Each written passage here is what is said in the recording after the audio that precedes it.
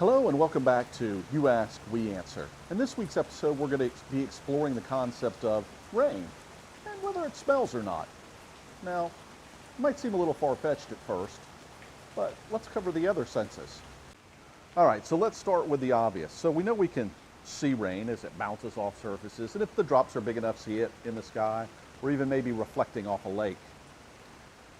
Those same surfaces give us the sound as well, or it might be bouncing off a tin roof or some other sort of surface that creates a loud echo. We can taste it if we want to go out and stand in the rain, get some water in our mouth. But it really comes down to, can we smell it? That's the question at hand. So for a long time, it's been believed that rain has a smell. And back in the 1800s, the folks in India bottled what they called YAWAe007, which essentially meant earth perfume. Now, they think there's something to it. So, is there really?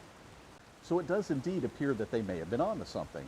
Researchers in Australia in the 1960s were able to show that when they introduced humid air into areas that had been dry, that an aroma was released. Now, further research has shown that what was really going on in their case was that plants had secreted oils to protect their seeds so they wouldn't germinate, essentially putting them in a hibernated state. And when rain or water was introduced to them, told them, hey, time to wake up and get on with things. And part of that chemical process released an aroma. But there was more to it than that. And additional research has shown that there's also a secondary substance called geosmin, and it's actually probably the primary source of most of the scent. And what it is it's a bacterial process. And we know enough about it now to where we include that in wines and other types of foods where we want kind of that earthy or musty taste. But it also can be in food that we don't want. Certain fishes, like certain catfishes, get a muddy flavor, and it's that same chemical, geosmin. But that's not dissimilar to other things. You think about blue cheese or other foods and liquids that we consume where we've introduced a bacteria or some sort of growth process to give us a different type of unique flavor.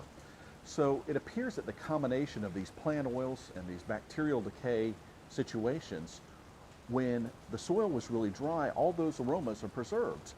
And they're just waiting for some rain to come around to be released so they can get the aroma to us and to our nose. Now the next question is, how does it actually get to our nose? I mean, it's fine that it's released, but that seems down near the ground. So what's really going on?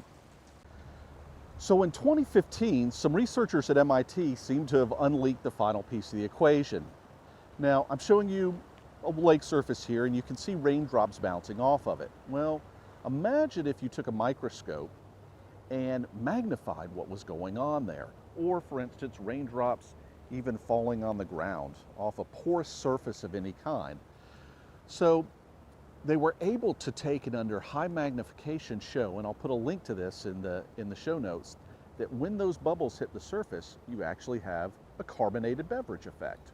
So what was happening is, as the raindrops came down and hit the ground, the air is released into the water and it fizzes up, and it creates tiny aerosol droplets that carry the aroma upward towards your nose. And this includes all those scents, whether it's that decaying material, aka the bacteria, or the plant oils or whatever it might be. And this also explains a lot why rain may actually be responsible for helping spread diseases. Now, the key with the effect there is lighter rain is better, and you can kind of imagine why that's the case. Have you ever, and probably experienced it, a light rain seems to kick up this aroma where it doesn't happen with a heavy rain. Well, whatever actually happens with a heavy rain is it suppresses it because it's knocking those same aerosols back down to the ground, and they never reach your nose. So there is something to it. It does actually smell after it rains. Smell of rain? Maybe not. Smell after it rains? For sure. So that process of rain creating an after scent, if you will, is called petrichor, which was termed by the folks in Australia who discovered the process to begin with. So we know it smells potentially after rain. How about before rain? Is it possible that you can smell rain even before it reaches you? And the answer is, why, yes. When lightning strikes, it starts a chemical process which produces an extra amount of ozone in the air. And with outflow winds from a very intense thunderstorm, that smell, ozone, which has a very distinctive smell, reaches you in advance of the rain arriving. So now we know that it can smell before the rain and after the rain. So while not technically smell of rain, it's a heck of a lot easier just to say the smell of rain. So I saw a quote on the internet recently that said, the smell of rain improves your mood and reduces stress by 60%. Now, I could find absolutely no research to substantiate that claim, but I can appreciate their objective, whoever came up with the quote, which is just to show how much of an influence the sense that rain brings to our noses can make you feel that much better.